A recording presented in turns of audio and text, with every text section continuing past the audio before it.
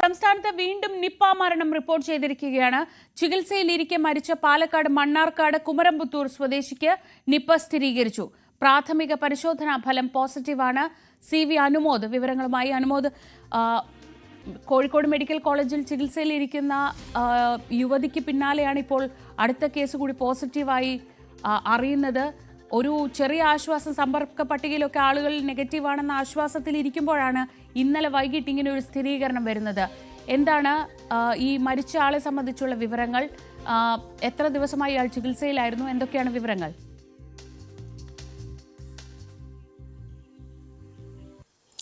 Good morning Sreeja. ഇന്നലെ വൈകുന്നേരമാണ് പെരിന്തൽമണ്ണയിലെ സ്വകാര്യ ആശുപത്രിയിൽ വെച്ച് ഇദ്ദേഹം മരിച്ചത്. അദ്ദേഹം ഈ മണ്ണാർക്കാട് കുമരംപുത്തൂർ സ്വദേശിയാണ്. 58 വയസ്സ് എന്നാണ് നമുക്ക് അറിയാനാകുന്നത്.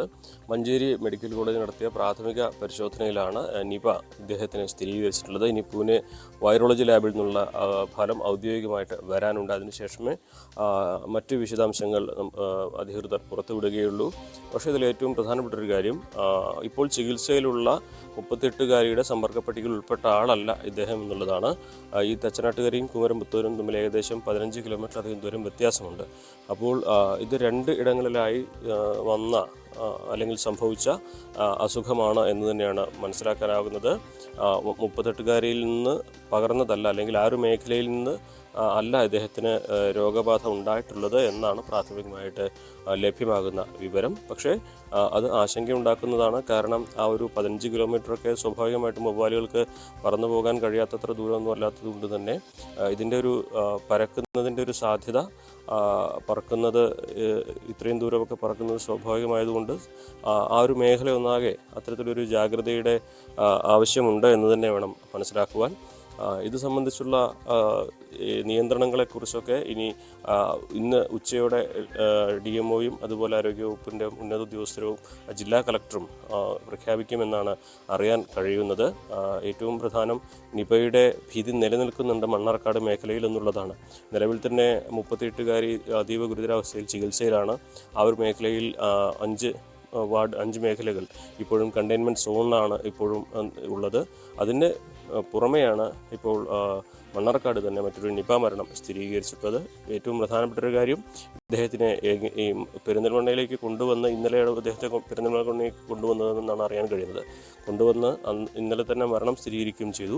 അപ്പോൾ ഒരുപക്ഷെ ഈ നിപയാണെന്ന് തിരിച്ചറിയാൻ വൈകുന്നത്, നേരത്തെ മങ്കടയിലെ പെൺകുട്ടിക്ക് ഉണ്ടായതുപോലെ നിപയാണെന്ന് തിരിച്ചറിയാൻ വൈകുന്നത് എന്തുകൊണ്ട്, അതിൻ്റെ ലക്ഷണങ്ങൾ മാറുന്നുണ്ടോ, നിപയുടെ സ്വഭാവം മാറുന്നുണ്ടോ എന്നീ ആശങ്കകളും ചോദ്യങ്ങളും ഒക്കെ ആരോഗ്യവകുപ്പിന് മുമ്പിൽ ഉയരുന്നുണ്ട്. ഇതിനൊക്കെ തന്നെ എങ്ങനെ ഒരു കൃത്യമായ വിശദീകരണം എന്നുള്ള കാര്യം ഇപ്പോഴും നമുക്ക് ലഭ്യമായിട്ടില്ല. നമുക്ക് വ്യക്തമായിട്ടുള്ള ഒരു കാര്യം, ഇപ്പോൾ മരിച്ച വ്യക്തിയും നേരത്തെ നിപ സ്ഥിരീകരിച്ച 38-കാരിയും ഒരു പ്രദേശത്തല്ല, അദ്ദേഹം ഇവരുടെ സമ്പർക്ക പട്ടികയിൽ ഉണ്ടായിരുന്ന ആളല്ല എന്നുള്ളത് മാത്രമാണ് കൃത്യമായിട്ട് നമുക്ക് ഇപ്പോൾ സ്ഥിരീകരിക്കാൻ കഴിഞ്ഞിട്ടുള്ള ഒരു കാര്യം. അത് മാത്രമാണ് ശ്രീജ. അനുമോദ്, ഒരു പ്രധാനപ്പെട്ട കാര്യമുള്ളത്, ഇപ്പോൾ ഇദ്ദേഹത്തെ ഈ ആശുപത്രിയിലേക്ക് പ്രവേശിപ്പിക്കുന്നതിന് മുൻപ് തന്നെ 2 ക്ലിനിക്കുകളിൽ ചികിത്സ തേടിയിരുന്നു എന്നൊക്കെ പറയുന്നുണ്ട്. അപ്പോൾ സ്വാഭാവികമായും നമുക്കറിയാം, കുമരംപുത്തൂർ അല്ലെങ്കിൽ അതുപോലെയുള്ള മേഖലകളിലൊക്കെ ആദ്യം പനി വരുമ്പോൾ ചിലപ്പോൾ തൊട്ടടുത്തുള്ള ക്ലിനിക്കിലായിരിക്കും പോകുന്നത്. അവിടെ ഇത്തരത്തിലൊരു ഈ നിപ്പയുടെ ഒരു സാഹചര്യമൊക്കെ നിലനിൽക്കുമ്പോഴും ഇങ്ങനെ കണ്ടെയ്ൻമെൻറ്റ് സോൺ ആക്കുന്നുണ്ട്, അങ്ങനെ വലിയ രീതിയിലുള്ള പ്രതിരോധ പ്രവർത്തനങ്ങളൊക്കെ നടക്കുമ്പോഴും ഒരു ചെറിയ ക്ലിനിക്കിൽ ചെന്നാലും ഇങ്ങനെയൊരു സാധ്യതയുണ്ട് എന്ന തരത്തിലൊരു ജാഗ്രത ഉണ്ടാവേണ്ടതുണ്ട്. അത് എത്രത്തോളം ഈ മലപ്പുറം, പാലക്കാട് ജില്ലകളിലൊക്കെ നിലനിൽക്കുന്നുണ്ട്?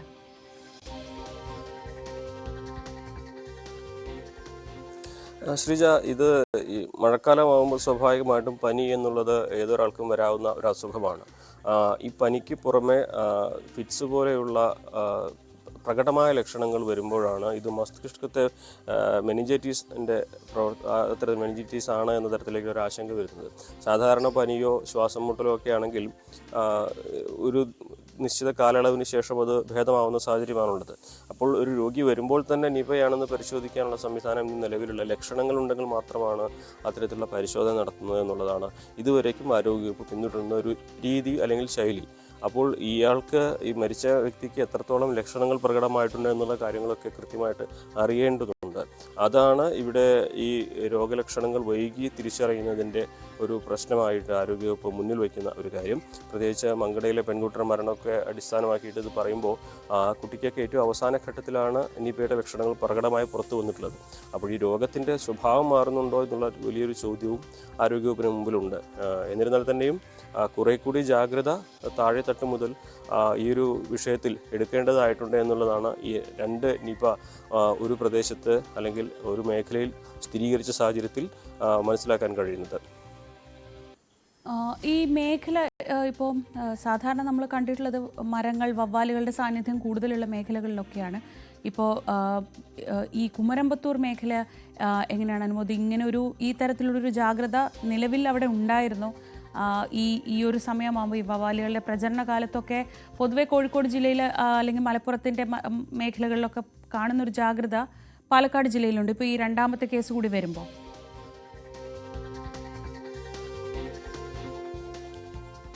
തീർച്ചയായും ഒരു മേഖല നമുക്കറിയാം. മണ്ണാർക്കാട് പ്രദേശം എന്ന് പറയുമ്പോൾ തന്നെ മലയോര മേഖലയോട് വനമേഖലയോടൊക്കെ ചേർന്ന് നിൽക്കുന്ന ഒരു പ്രദേശമാണ്, അല്ലെങ്കിൽ അത്തരത്തിലൊരു ഭൂപ്രകൃതിയാണ് അവിടെ ഉള്ളത്.